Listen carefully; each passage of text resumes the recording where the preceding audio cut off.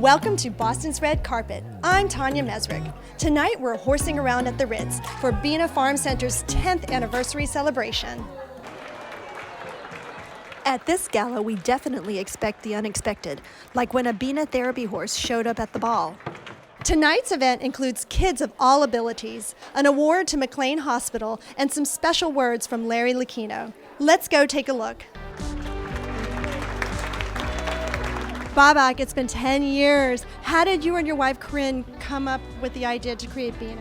After we had kids, we decided that we wanted to start our own organization. We decided to put together BINA Farm as it stands today. How do clients pay for the programs at BINA? Our participants pay out of pocket.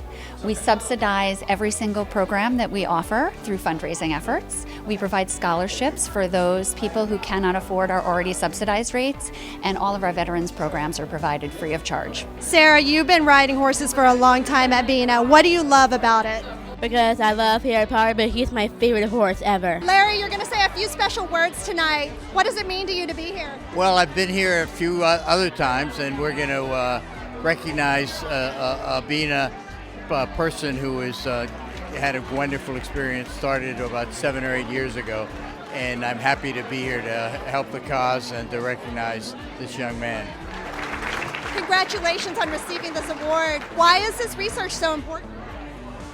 It's important because what's happening at the barn is extraordinary. I've been treating women who are survivors of childhood abuse for many, many years. And in all my years, I've not seen anything as much immediate benefit to my patients with PTSD as what happens at the barn. Why is being a teen ambassador so important? Being a teen ambassador is important because it's really taught me how to be accepting of people of all abilities. Horses and kids, that's a wonderful thing. And the earlier they start, the better, because it's a life-changing thing for a little girl or little boy to get on a horse and feel the camaraderie with that horse. Love, both ways. The love goes to each. It's a wonderful thing, and the horses like it. BINA Farm is a place where children can believe, imagine, nurture, and achieve. Let's take a closer look at this very special place. I just love the horses and the people here. The people here really care about the kids that ride. They really give them an opportunity to change and give them an opportunity to have a better life than they would already have without BINA. My daughter and I have been coming to BINA for approximately 3 months now, I think. She had a hard time at first getting used to the idea of actually going on top of a horse and walking around, because with her physical challenges, it's really frightening for her. But I think that Oreo and obviously her amazing therapists and the volunteers here made it really comfortable for her rather quickly. Honestly, after she's ridden on the horse, she seems to just relax. I'm a physical therapist, and I use hippotherapy, which is a treatment tool used by physical, occupational, and speech therapists, using the movement of the horse to improve a client's neuromotor function. Sarah's been coming to BINA Farm for 7 years. When she comes here, she feels like she's home. I feel like I'm home in very comfortable surroundings. They're encouraged to exceed, and they're encouraged to be who they are. Has BINA Farm changed your life or helped you? More is being helpful to me. Her role is leading my horse. But now you're independent. Independently, I don't do that anymore. How does that make you feel? Happy and excited. Coming up next on Boston's Red Carpet from horsing around at the Ritz, I'll sit down with event planner extraordinaire Bryan Rafanelli and take you inside the launch party for his long-awaited new book, A Great Party.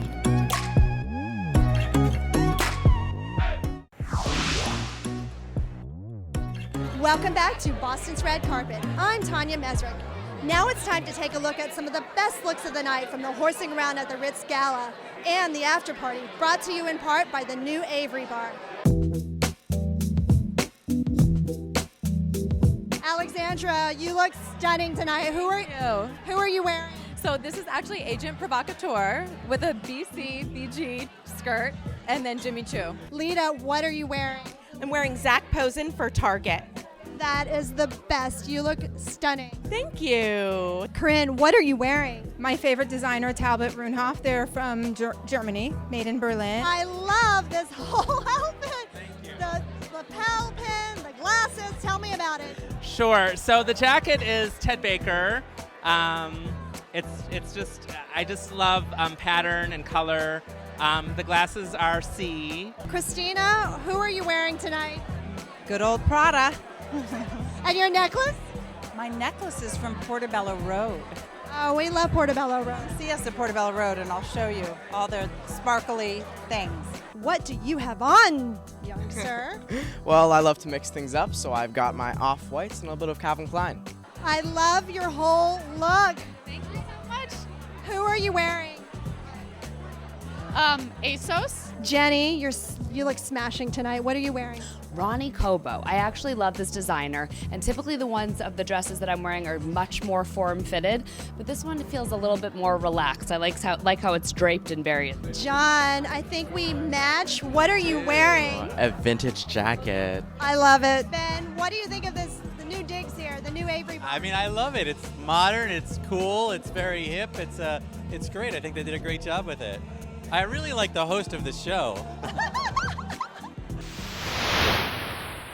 From planning the White House state dinners to the most magical weddings, Bryan Rafanelli is the go-to event planner for the most exclusive and high-profile events. When it comes to designing the perfect celebration, there's one go-to genius in Boston whose focus on weddings and philanthropic events has the nation knocking on his door. He has a special way of putting a wow in whatever event that he does, and really using an event to tell a story. Every moment with Bryan was memorable, and his team, they're just phenomenal. The Christmas decorations definitely were a highlight. Guests really felt like it was their house when they came in. Bryan made it feel warm, his team made it feel fun, and that's what really Mrs. Obama always wanted. Bryan Rafanelli launches his first book, A Great Party, in true Rafanelli style, creating the unexpected, telling a story, and thinking big. We met up with Bryan at Winston's Design Studio to learn more about the Rafanelli rules and how we can make them our own. I'm really excited to do this Thanksgiving table with something as simple as a pumpkin. I know, we all have these at home. On this table, which is a table for 10, we are using 24 pumpkins of all different sizes, and that's what's important. So small, medium, large, that's what you want to do. Okay, you want to mix it up. Definitely, and you know, so you can see how the table sort of waves up and down. That's what I've been looking for in doing this. Okay. And so right now we can sort of finish this off, right? And don't be afraid. You should actually paint everything. Paint the stem. Paint half the pumpkin. You don't have to paint the whole pumpkin, but you could paint the whole pumpkin. Create some variety, because then your guests are going to have this great, discovery all along the table. In my book, I talk about this idea of like making something from nothing. I love more. I mean, it's probably more interesting to take one off the table than not have enough. When we designed the White House, we took the most basic things, like bows, package bows, small ones, medium ones, big ones, small pumpkins, medium ones, big ones, right? And we turned them into something. It suddenly becomes this beautiful art piece at the end of the day. Expect the unexpected, these unexpected colors of the pumpkins. And at your book launch, you surprised us all. I surprised everybody, including Linda Henry, who was interviewing me. I did warn her, and I said there's a surprise at the end of the interview. She didn't know what it was. Okay. But I told a story, and this beautiful image came up on the screen that's in my book of confetti exploding all over the place. But I told the story of we were at a party, and at the end, I clapped my hands, and bam, the confetti went off. and there's this joyful moment, and you just laughed. That's what 400 people did at my book party. We were all laughing. It was And can you do that at home? Well, maybe. And the book is so gorgeous with all the photos, these beautiful photos from Michael Blanchard and all these photographers you work with. And the writing was your own. Yes, absolutely. So, and it is. And I'm actually really proud of those words, because those stories are very authentic. It's written beautifully. Thank you. You have another career. Thank you. Party planner, now you're a writer. I'll work on that tomorrow. Up next, we'll explore the white shirt design competition inspired by the Heritage on the Gardens and Fontaine, and talk horses and red carpet fashions at BINA Farm. That's when Boston's Red Carpet returns.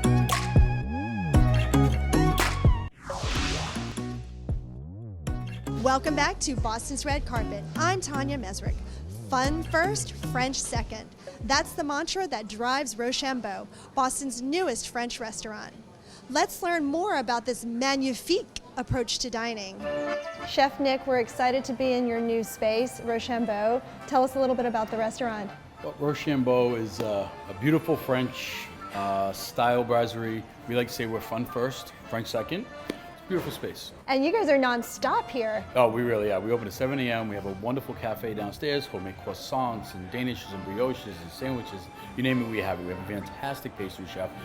She's pretty busy. Yeah. And then we open for weekend brunches. We opened for lunch starting last week as well. So, and you can't forget about the lounge. The lounge is busy. It looks great. It's like a Parisian subway almost kind of look, feel, isn't it? The feel of this place, it's hard to describe it, but when you come in here, you feel like you're in France. We're open late night till 2 in the morning in the bar area, and we serve food to about midnight. It's a great time. Yeah, it's always hard to find food late night, so it's good for people to know they can come here. Yeah, absolutely. Still get a meal. Absolutely. We're trying to kind of figure out some really later night things we're trying to play with, and Chef de Cuisine, Matt Gaudette and I, we're trying to really kind of hone down what could be fun to have after late. Yes. I'm thinking French fries. Yeah, we are thinking poutine, actually. Different kinds of different poutines.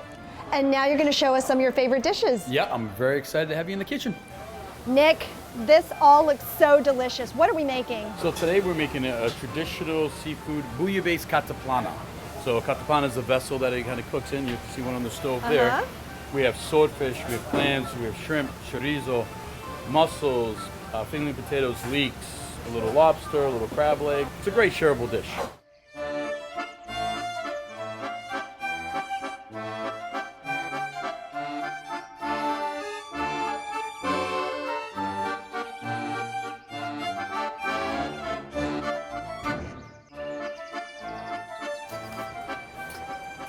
Wow, look at that.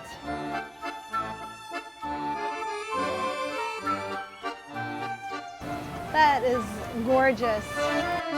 A crisp white shirt is the staple for any fashionable woman's closet.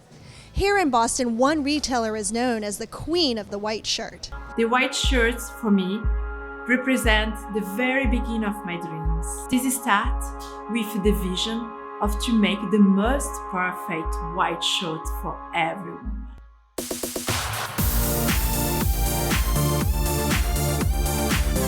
Anne Fontaine believes in creativity. Her eponymous label, founded 26 years ago, is built on the white shirt and a woman's ability to imagine it in 10,001 ways. Her Boston store, located at the iconic Heritage on the Garden, also believes in creativity and has partnered with the Mass College of Art and Design to create the Anne Fontaine White Shirt Challenge and Scholarship. We're joined today by store director Amanda Blinn to tell us a little bit about the program. Anne Fontaine is known for the white blouse. When we first opened our doors over 25 years ago, that is all that you would see in here, nothing but white blouses. And the store has kind of grown, and so has her brand, and you have this exciting partnership with MassArt, and you're inspiring students. Anne is always so creative. Every season she comes up with over 100 designs. Always, of course, encompassing our DNA, the white blouse. And to inspire young talent, we partnered with MassArt and gave them our signature white poplin fabric to design their vision of what a perfect white blouse would be. They're so talented. I mean, I could see these shirts in the store, retail ready to go. There was really only one criteria given to them. They had to use the white poplin fabric, but besides that, their one challenge was to make it beautiful enough to potentially bear the name of Anne Fontaine. There were 50 applicants, and I mean, I don't know how Anne chose. The talent was so fantastic. There was a student that won a $5,000 scholarship and an internship in the design studio in New York City. Horses are magical creatures with wonderful therapeutic benefits. They're also a lot of fun, too. So I invited Abbie to come check out BINA Farm with me firsthand.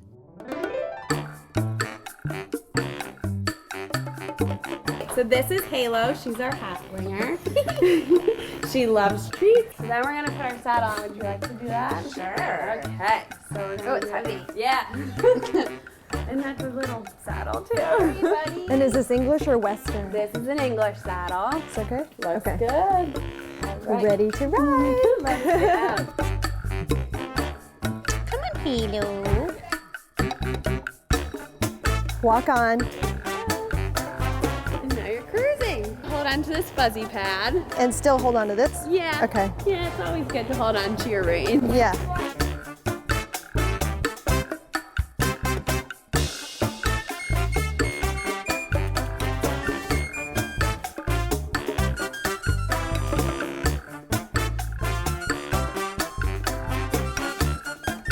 really important to take your horse's temperature if they get injured, if you think that they might not be feeling good, because it's the first indication that something might be wrong. Right, like a fever. 97.7. Perfect. He's fine. Oh, you're all good, buddy. Good So we'll go clean patience. this off. Yes. You didn't get pooped on. Sterilized. Oh, that happens sometimes? No. Where do I put it? Right in that bucket. Look at you. Do you need a job? No, thank you. Coming up next, it's time to talk red carpet fashions from horsing around at the Ritz. That's when Boston's red carpet returns.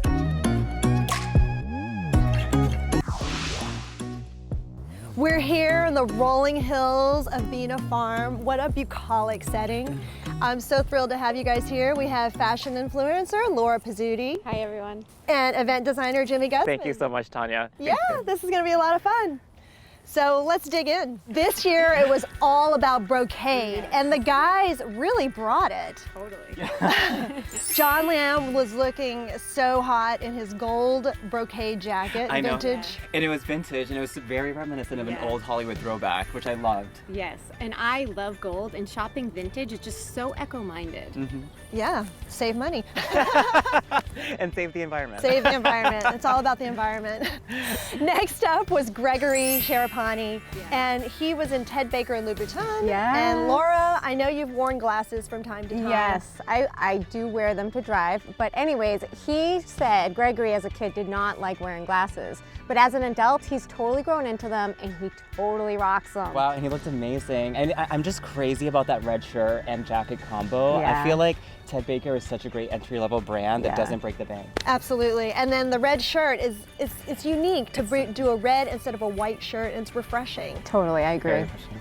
Iris stole the show in her green brocade dress. It was handed down from her mother, who had it handmade. I wish my mom had something like that to hand down to me. I mean, no kidding. And I heard her mother actually chose the fabric herself and had it custom sewn in Brookline.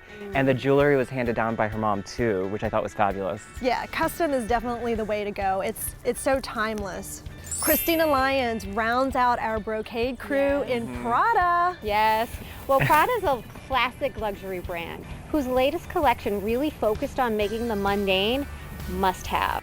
And Christina's dress is definitely a must-have. There's nothing mundane about it. Absolutely. Absolutely. And the celebrity patrons that wear Prada all the time are Cameron Diaz, Kim Kardashian, and Joaquin Phoenix. Our next group was all about the print. And Molly, she wowed us in her throwback to the 20s. I'm just obsessed with her finger curls. Like, that's a really hard look to do it yourself. And she said she just worked with her curls and it came out amazing. Yeah, I mean, I struggle with my curls too sometimes. But I am like really digging her dress. The lines and the cut flow seamlessly and just really beautifully. Up next was Lita, and she was pretty in pink in her Zach Posen dress from Target. I mean, Target is my go-to for shopping, for high-low shopping, and I love affordable fashion. Can you believe they're celebrating 20 years of designer partnerships this year? I mean, with big names such as Thakun, Proenza Schuler, Sony, Jason Wu, and Lily Pulitzer. And Lita's dress was from the Zach Posen collection, which was a 2010 collaboration. And it's just fantastic to see all these designs coming back for this special collection. I love that's amazing. Our final category was black and white. Aiden really stepped up his style game in a Calvin Klein white dinner jacket, and he had on off-white sneakers. Jimmy, what do you think of a white dinner jacket? This says James Bond to me. I mean, he's only 13 years old and he's pulling off this look. Like, how amazing is that? Amazing. So I have teenagers and I know how hard it is to agree on fashion. Can we talk about those shoes though? Like the tag? Yeah. I know. The tag, well, I know. That label, you're supposed to leave the tag on for fashion posterity, but I don't know about that. I don't know. It's a fashion statement though, for sure. It's something new every day. And up next is Jenny Johnson in Ronnie Kobo. I love Jenny. I mean, she always looks gorgeous, and her look is just very classic and sophisticated. And while it's classic and sophisticated, that slit is giving me so much life because it's just so edgy. Yeah. Alexandra brought her A game and agent provocateur. Yes, this is actually a lingerie house, but ladies like to and should feel free to wear their corsets inside and outside the home. I loved her nod to the 80s. It felt very Madonna, And her white pumps are just so on trend right now. Yeah, anytime you can do double duty with your fashion choices, you are winning. Yes. It's time to choose a winner. Such a hard choice. They were all so good. This is tough. Okay, let's count it down. All right. 3, 2, 1. Jenny Johnson! Why did we choose her? It's just a classic, timeless look that would work in 10 years. It would have worked 10 years ago. It's just always like, you know. I mean, everything was together. Her lips, her hair, her shoes, her dress. It was all there. Yeah, she really had it going on and looked gorgeous. And honorable mention was Aiden in his white jacket and those sneakers with the tag. Yes. He great- deserved it for that. Yeah. Yeah, it was a great look. Time has come to wrap up another episode of Boston's Red Carpet. We want to thank our generous sponsors who made this show possible: Rafanelli Events, The Heritage on the Garden, and our media sponsor, Boston Magazine. We'll see you next time on Boston's Red Carpet.